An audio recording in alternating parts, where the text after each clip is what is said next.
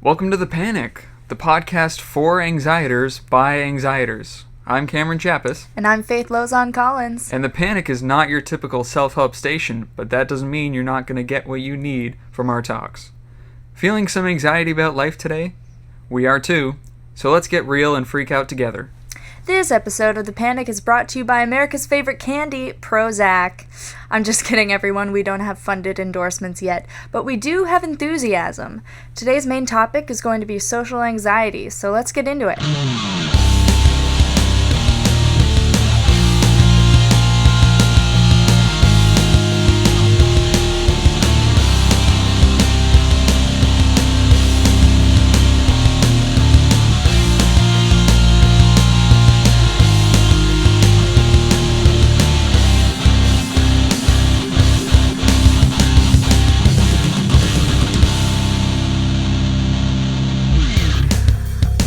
Alright, so we're going to introduce our first segment here on The Panic, and we decided just to define our topic, which is social anxiety. Social anxiety.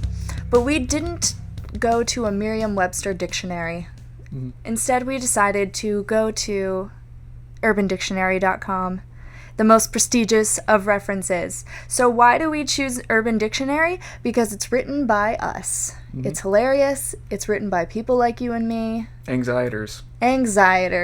So here's what they had to say. The top-rated answer was that social anxiety is categorized by extreme self-consciousness, a condition in which the subject may be consistently nervous, fearing judgment and over-rationalizing, taking things apart too much, often worrying about what others may think of them, not to mention feeling like they're always being looked at. And one of the Urban Dictionary contributors also said, all social anxiety-ridden people should unite and start a community together. Approach your fellow anxieters and nervous wrecks. Screw everyone else, there's nothing wrong with us. Another definition for social anxiety is often referred to as the disorder of lost opportunities, meaning people most often miss out on job promotions, relationships, and more because of their avoidance and general fear of rejection. So, I want to know what you think, Cameron. Is social anxiety the disorder of lost opportunities? It is in a certain way, just because someone with social anxiety, like myself, we go through a different world from someone without social anxiety, where there's a lot more obstacles confronted, on a daily basis. So let's say you are going for a job interview or something like that. It's normal to be nervous about something like that.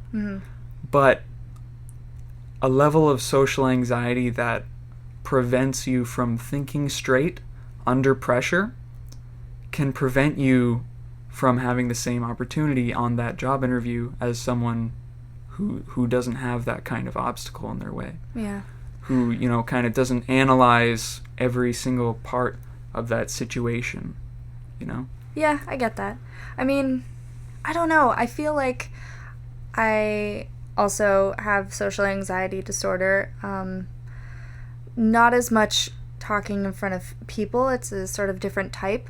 So I don't feel like I've lost out on opportunities because maybe the fears that I have, like, who says that that's a bad thing to have that fear to go and do something? Like, maybe I didn't have that opportunity, but who says that I missed out on something great? What if because I didn't do that opportunity, something else came along? Or what if I didn't go out with my friends that night and I stayed inside, but while I was inside, I came up with a short story idea and it blew up and I'm going to go get published now. You know what I mean? Yeah, I guess it does depend on kind of what you hold to be important to yourself.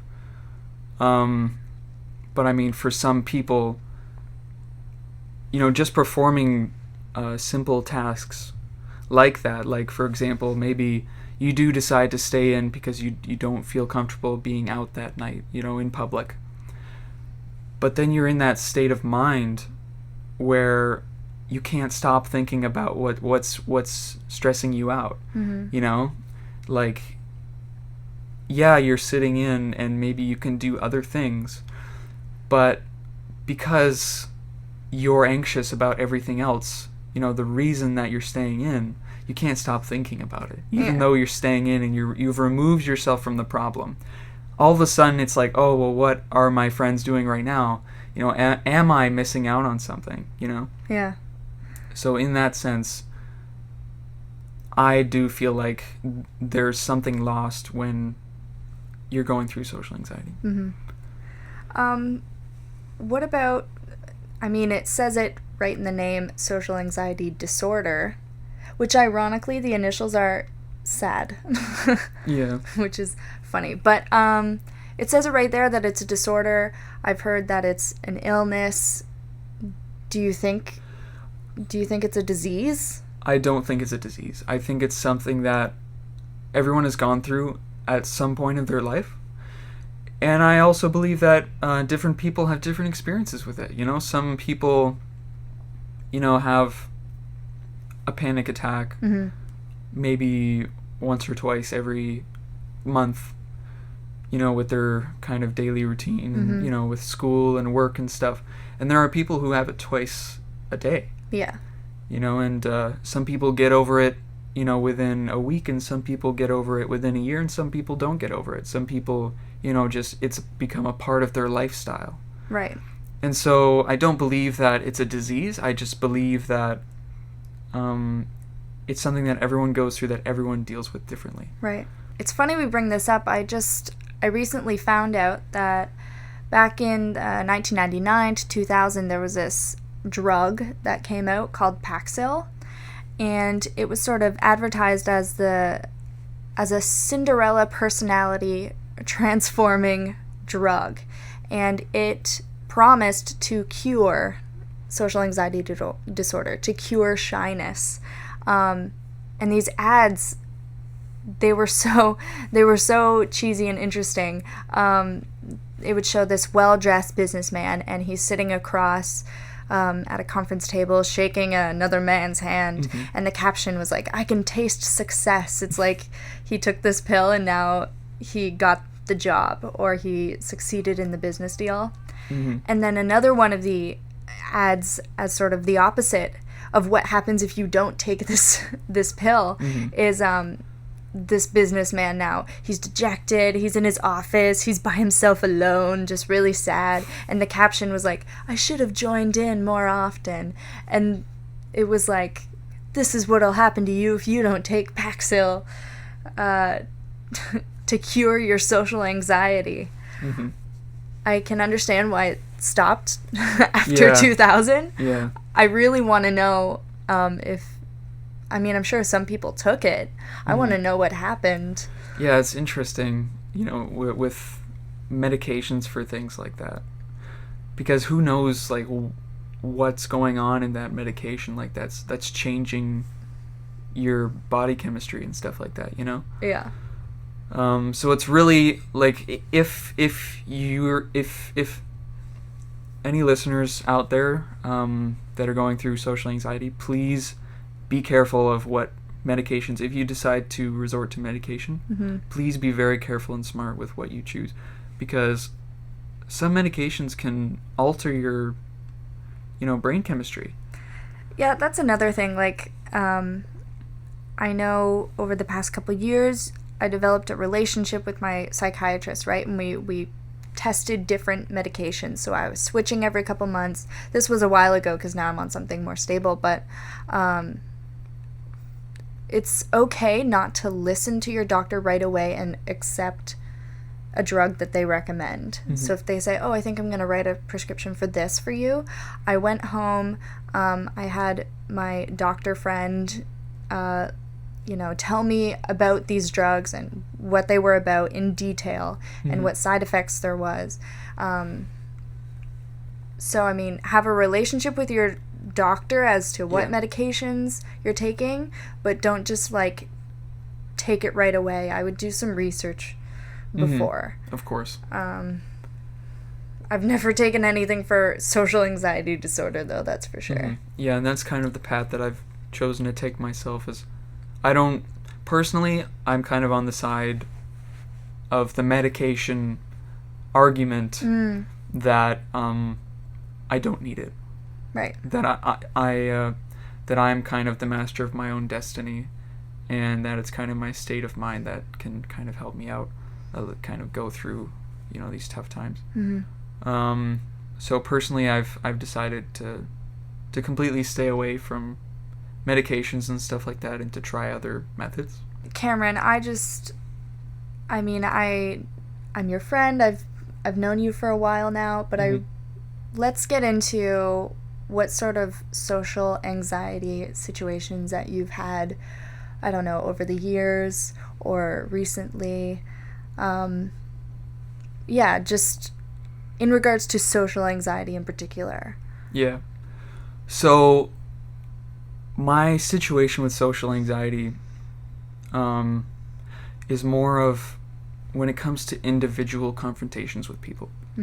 It's not, I don't want to speak in front of a group of people, or, I can't face the day if, this room is full of people. It's not like that. It's the people in my life that are closest to me. Confronting them, that's really kind of where social anxiety hits me.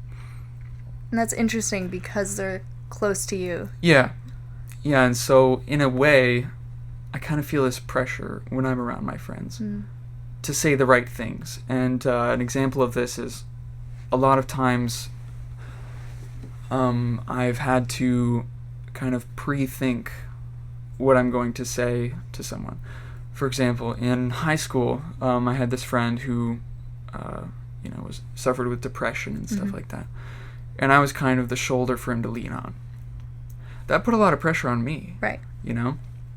And so I would worry a lot about what I would say to him, to kind of lean him into a direction, hopefully, that would help him out. Right, you don't want to say the wrong thing. Yeah, and so that I spent nights upon nights kind of thinking of what the right things to say to him are and what the wrong things are to say, right? Wow.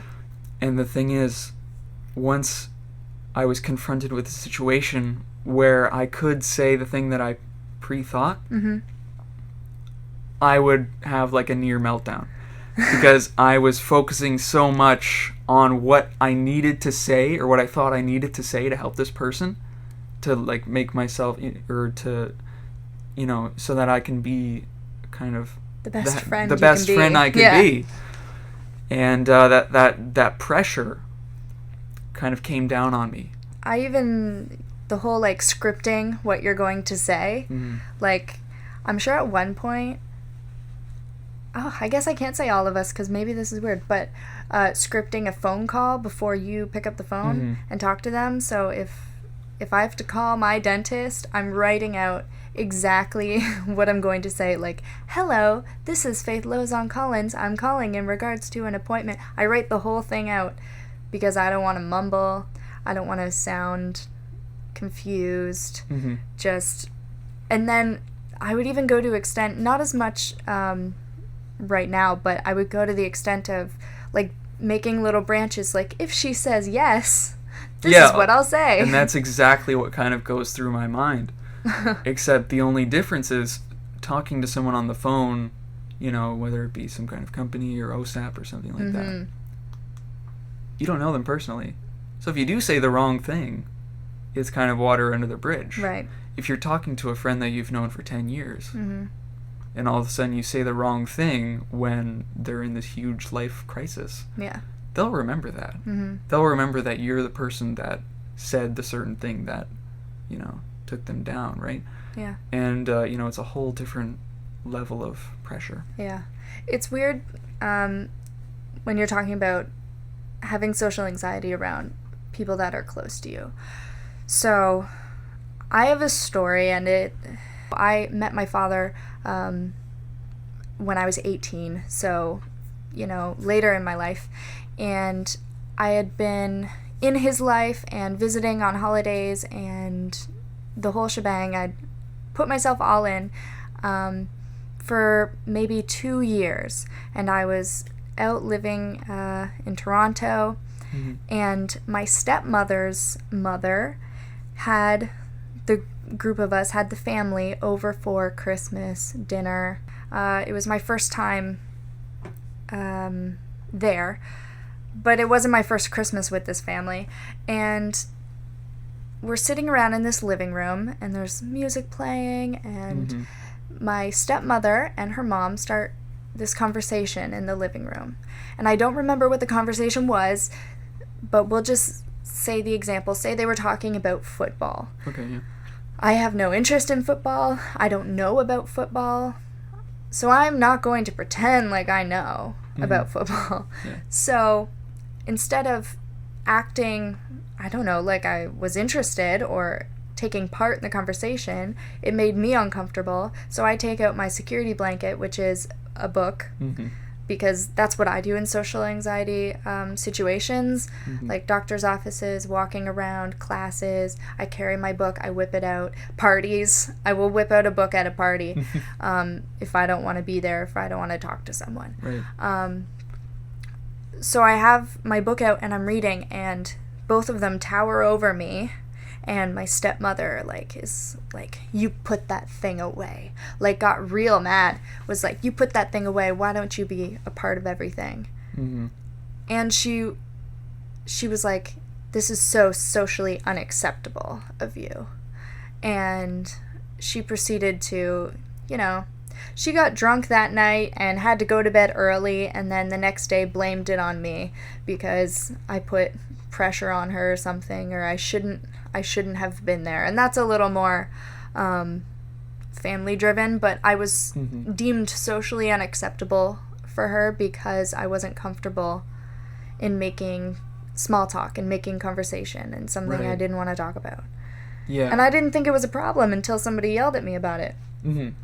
I know that I used to sort of call that in my head my social quota for the month.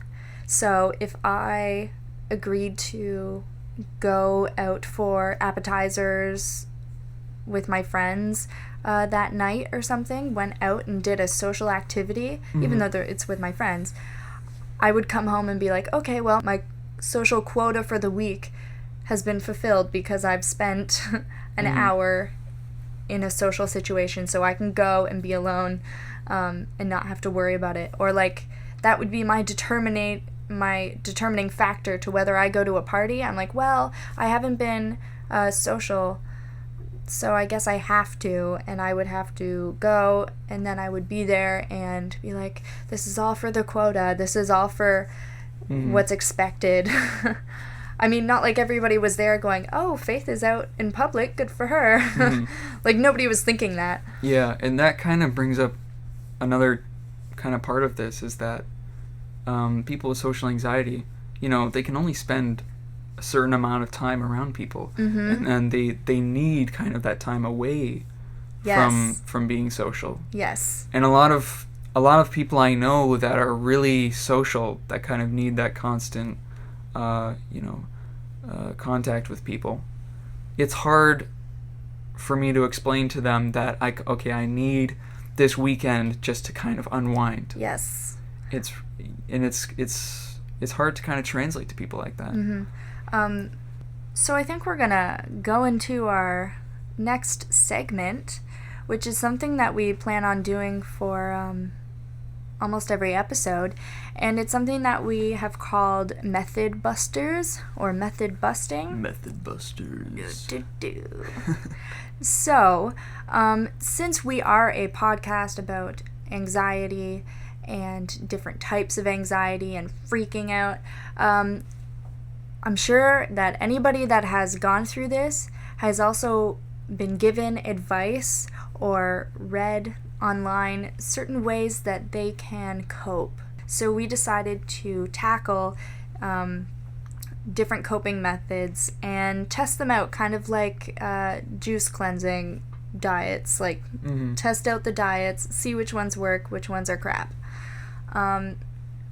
So last week, Cameron led a week of meditation. So I'm just gonna lead you into this and give a little bit on what society says meditation is, which is a stress relief method, which focuses on breath or particular thoughts or visualizations. Scientists say that it decreases anxiety, improves mental health problems. Scientists have even said that it increases some sort of gray matter in the brain that rewires the body to physically stress less. Like it's physically altering your brain and making you stress less.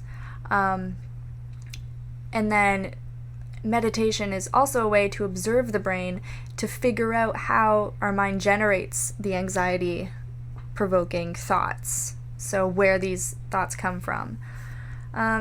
So let's take a second to question this concept. Some people worry that they don't have time or attention span to relax their own mind. So we wanted to test it out. So, Cameron, is it worth the shot, or is it just a daydreaming waste of time? I'll tell you what. Yeah, tell me about your week. So, yeah, I'll go through kind of the week day by day. So, the Sunday and Monday, it was kind of the basic 20-minute mind clear meditation. So basically you find a secluded area, sitting down or lying down, and you basically just close your eyes, focus on your breathing, and try and clear your head. Okay? It's impossible. Yeah, I'm immediately, as soon as you said, just like clear your mind, yeah, that's impossible. It's absolutely impossible. I don't know who kind of came up with this, but finding, first of all, as a university student with 5 courses, 3 of which being production courses, finding 20 minutes in a secluded area is pretty tough. Yeah. And especially when you're living with other people. Yeah. Like, for example, once I did find somewhere to go, it was in my own house, and it was right before I had to sleep, because that's the only time that that's the only time I had available, right? Yeah, I guess. And so I'm kind of sitting in my space, and all of a sudden I hear the dishes going.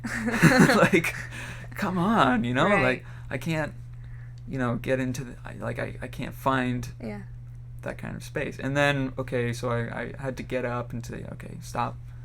And so I was kind of, focusing on my breathing or whatever, and just the silence of kind of, the being in this dead space. Yeah. It's impossible to clear your mind, because your mind, as soon as everything in the immediate space goes away, all of a sudden your mind is looking for things to latch onto. Right. And, no matter how much you focus on your breathing, it's never going to clear up. Right. It's unless you're doing it for like an hour and you've got some heavy drugs going. I'm totally clear. Oh, yeah, it's never going to happen. So that was Sunday and Monday. Tuesday was the guided visualization. So basically there was a YouTube link to a video, and then there was this calming voice kind of telling this story, that would relax you. Again, you'd have to be in a secluded space. I had a bit more luck finding a space this time around. Oh, nice. And it was a bit easier to cancel out what was going on right outside, because I had my headphones on. So I'm listening to this meditation, and I find that it was kind of working.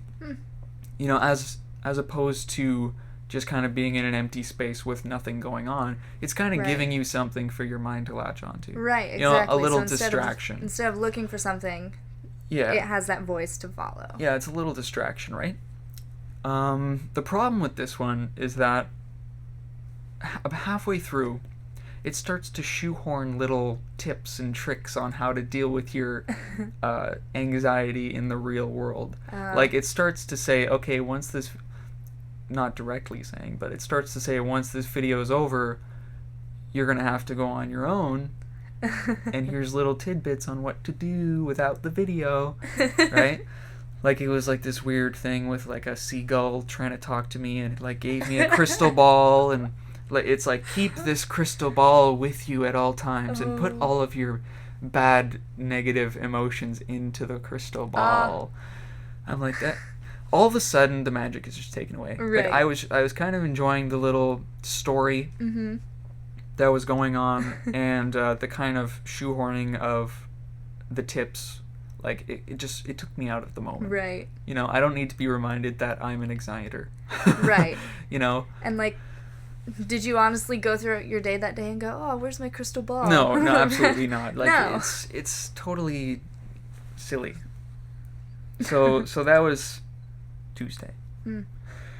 Wednesday was the step-by-step fear-focused meditation. And this meditation, it's 5 minutes out of your day.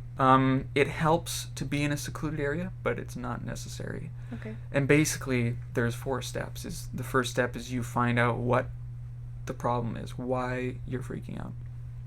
The second step is taking 10 to 20 deep breaths.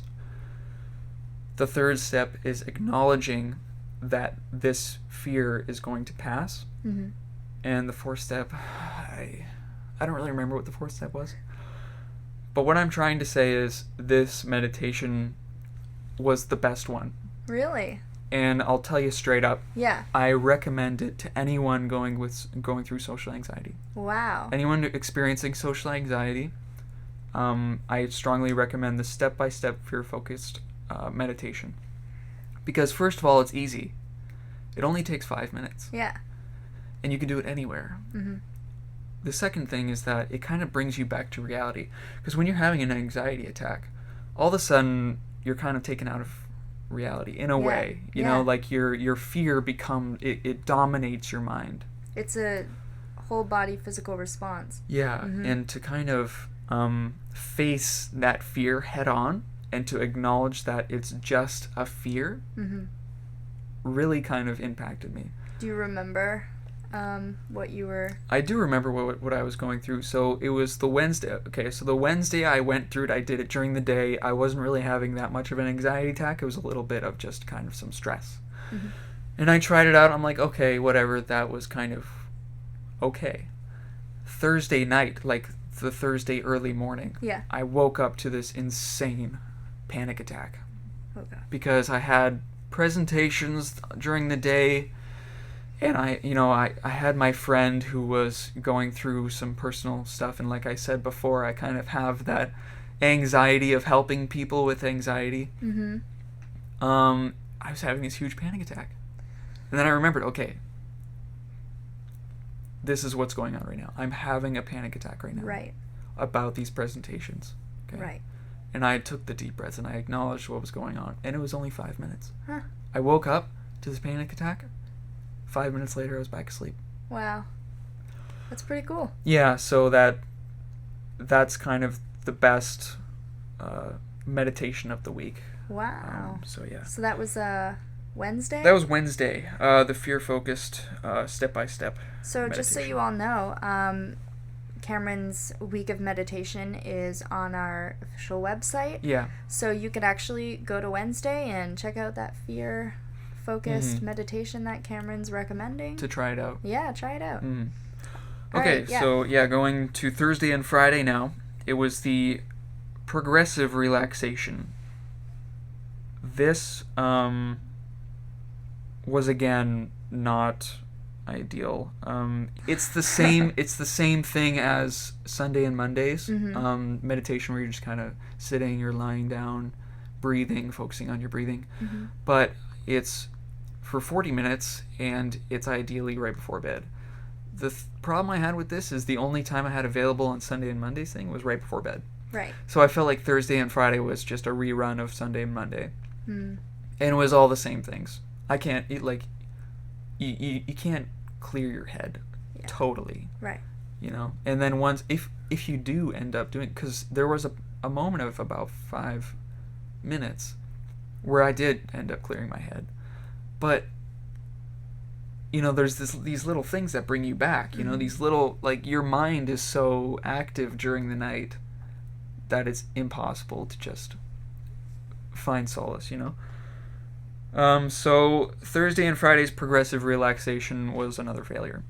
Mm. And so we're brought to Saturday, which was another guided meditation, so another video. Oh. And it was a lot of the same kind of things. It was the same kind of thing. And, you know, you can only go so far with a video. The video is going to end Yeah. and you're going to be taken out of that space, you know. What was the video telling you to do? I don't even recall. It was just, I couldn't, you can't take it seriously when it doesn't take you seriously, you know. Right. So that's my week of meditation. Just to kind of wrap up my kind of general thoughts on meditation Yeah. as a treatment for social anxiety. Mm-hmm. I think it's fair to say that it's the Band-Aid of social anxiety. Right. Meditation is definitely not a long-term cure. Mm. Those who have the ability and resources to find a secluded area where they can meditate for hours on end, Right. kudos to them. But for the average Joe, it's definitely not ideal. Yeah. Especially when you have to, first of all, go through the stress of finding a space to meditate. And second of all, being taken out of the meditation and going back into your life and being Right. reminded of everything. It's only that relief for that 15 or 20 minutes. Right. Being on the side who hasn't done meditation frequently like that, just the whole idea of taking time out of my day just to breathe, like the idea to me just is absurd. And it's not like I'm filling that, I'm not even filling that space or that time doing something productive 24/7, because I'm not. You know, sometimes I'm just like, why would I meditate when I can watch an episode of Friends or Yeah. something? Like, which sounds ridiculous, but then I won't take like 20 minutes out of my day to go and breathe. Yeah, and that's the thing, is that once you have spare time, why devote that time to meditation when you could devote it to sleep, devote it to getting your homework done that needs to be done, doing things that you've been putting off? You know, it's really just inconvenient. Which is why, again, I strongly recommend the step-by-step fear-focused meditation. Huh. Because it is the temporary fix. But sometimes people need that Right. on a daily basis. Right. And you know, these 20-minute meditations, they're meant to be once a day. Mm-hmm. Once a day is not enough No. for someone that goes with social anxiety. Yes. It's going to happen multiple It's times going to during the happen day. multiple times during the day, and you need that quick fix. Right. You need that 5 minutes to kind of just breathe and understand what's going on. And so I strongly believe in the fear-focused step-by-step meditation. That's awesome. Yeah. I would say our first method busting segment was a success. Absolutely. That's Yeah, awesome. We kind of debunked the myth of meditation. Ooh. So before we sign off, I want to thank everyone who decided to join us for our first episode of The Panic. Thanks for giving us a listen. And before we sign off, I suggest that you check out our Facebook page. It's called The Panic Podcast. And to follow us on Twitter at The Panic Podcast. And for next episode, we really want your voice. We want to know what you guys think about the next type of anxiety that we're going to announce. Your personal opinions, your experiences. Yeah, we want to hear your comments about this episode, your daily anxieties in general. If you have any good panic rants, is what we're calling them, any good panic rant stories, we may read some of your comments or read some of your stories on the show. So, yeah, visit our social media pages. And again, thank you for joining us on our first episode of the Panic Podcast. I'm Cameron Chappis. And I'm Faith Lozon Collins. Inhale, exhale, and panic.